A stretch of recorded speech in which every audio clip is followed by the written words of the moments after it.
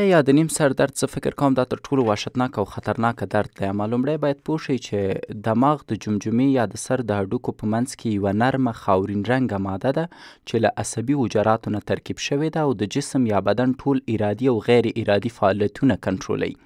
له دماغ او نخاع چې د ستون فقرات په منځ کې واقع دي د دې نه د عصبي ریشو یو جال ټول بدن باندې خپور شوی دی چې ځینې عصبي تارونه په هغې صورت کې چې بدن ته څه حوادث ورسیږي باندینی او داخلي احساسات دماغ ته رسوي چې دې عصبي ریښو یا تارونو ته حسي اعصاب ویل کیږي او د اعصابو هغه ریښې چې د دماغ پر حکمونو عمل کوي دې ته حرکتي یا خوځند اعصاب ورته ویل کیږي او د انسان د بدن ټول جسمانی سیستمونه د دماغ په واسطه کنټرولېږي. په ځانګړې توګه د زړه حرکتونه، د ساه اخیستو او د ساه ویستو، د هاضمي سیستم، بالاخره ټول نظام دماغ تر خپل کنټرول لاندې ساتي. د دماغ او نخاع یا حرام مغز ټول وزن تقریبا کوم اشتباه نه یې کړی 1350 نه تر 1400 ګرامو پورې ده.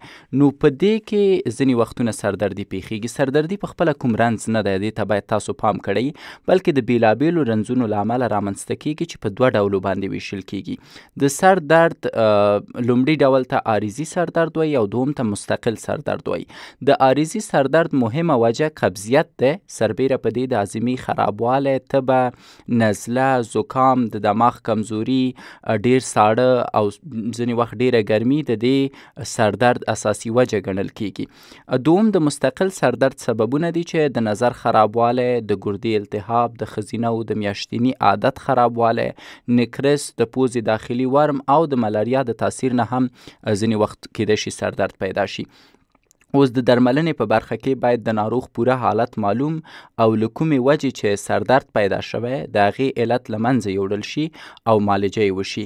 د عارضي سر درد لپاره د ورځې 3 ځلې معمولا د پارستامول تابلیت ډاکټران ورکوي، یا د اومینیډال تابلیت، یا د انالاجین او یا هم د میپروجیسیک، یا هم په ځینې وختونو کې د اوبتلیدون تابلیت چې ورکوي ډاکټران، او دا ځینې وختونه ګټه رسوی شي. خو که چېرته سر درد ډېر وحشتناکه بیا په عضله کې پچکاري ورته زر کوي د نیوروبیون، یا هم په عضله یا ورید کې د بارالاجین 2 cc پچکاري ورته کولی شي. د مستقل سردرد لپاره باید د سترګو معاینه وشي.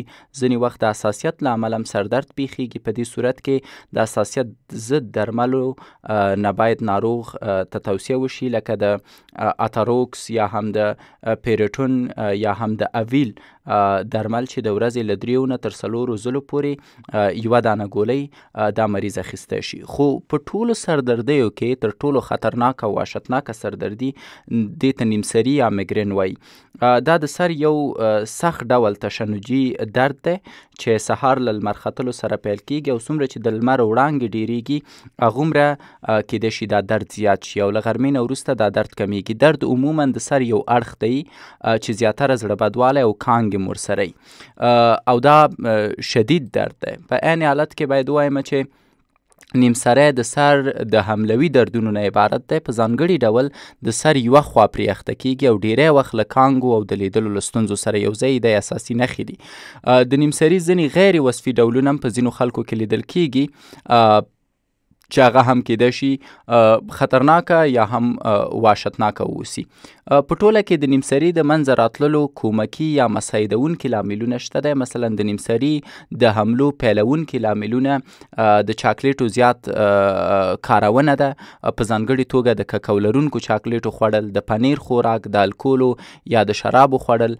د بلوغ په وخت کې د نیمسري حملې عموما ډیریږي، او همدارنګه په ښځو کې د حیض د پیلېدو په مهال او یا د حیض د بندېدو په مرحله کې، او هم د امیدوارۍ ضد درمل او د مینوفاز ځینې ښځو کې د وینې لوړ فشار د نیمسري د حملو ډیروالي لامل هم ګرځېدی شي. د دې لپاره چې د دې ناروغۍ سره ښه اشنا شو باید چې ډولونه یې وپېژنو، او دا مختلف ډولونه لري. او هر ډول چې دی په هر انسان کې فرق کوي. ولې په ټوله کې کله چې تاسو اسبابو ته ګورئ، په ښځو کې د حیض خرابی، زیات دماغي کار کول، ذهني پریشانی، قبضیت، په سخت ګرمۍ او یخنۍ کې بهر کار کول دایم سببونه کیدلی شي. او کله کله مورثي جنبه هم لري او د وینې له لوړ فشار نه هم پیدا کیږي. د سترګو خرابی هم په دې درد کې رول لرلی شي.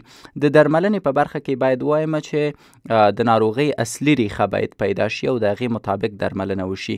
د ارګوټ مرکبات لکه د ورځې 2 یا 3 ځلې د میګرانیل تابلیت د ورځې 3 ګولۍ یا د کافریګاټ تابلیت د سخت درد په وخت کې چې کانګې مرسره یا د ایروګوټامین انجکشن یا پیچکاري کله چې سهار درد پیدا کیږي ناروغ ته ورکول کیدی شي.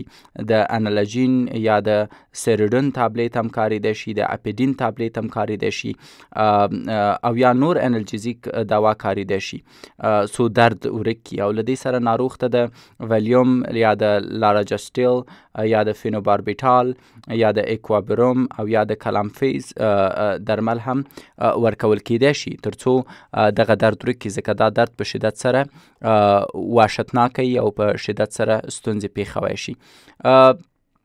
بل زه نه غواړم په تفصیل سره د درملنې په هکله څه ووایم، خو یوازې غواړم دومره ووایم چې دا ناروغي د درملنې وړ ده او هم د دې ناروغۍ مخنیوی کیدی شي. ولې که تاسو له دې ډول نښو نښانو او یا ناروغۍ سره مخ شوئ، زر تر زره نږدې روغتون یا ډاکټر ته باید ورشئ. کوم درمل چې ما یاد کړه دا باید د ډاکټر په مشورې واخلئ.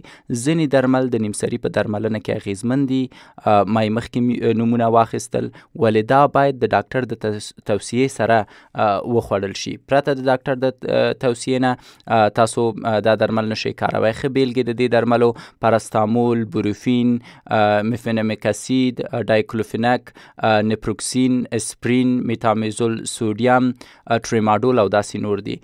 د ایرګوټ الکالوید مشتقات لکه ایرګوتامین، گافرکارد، مایګریل او داسې نور هم کاریدلی شي.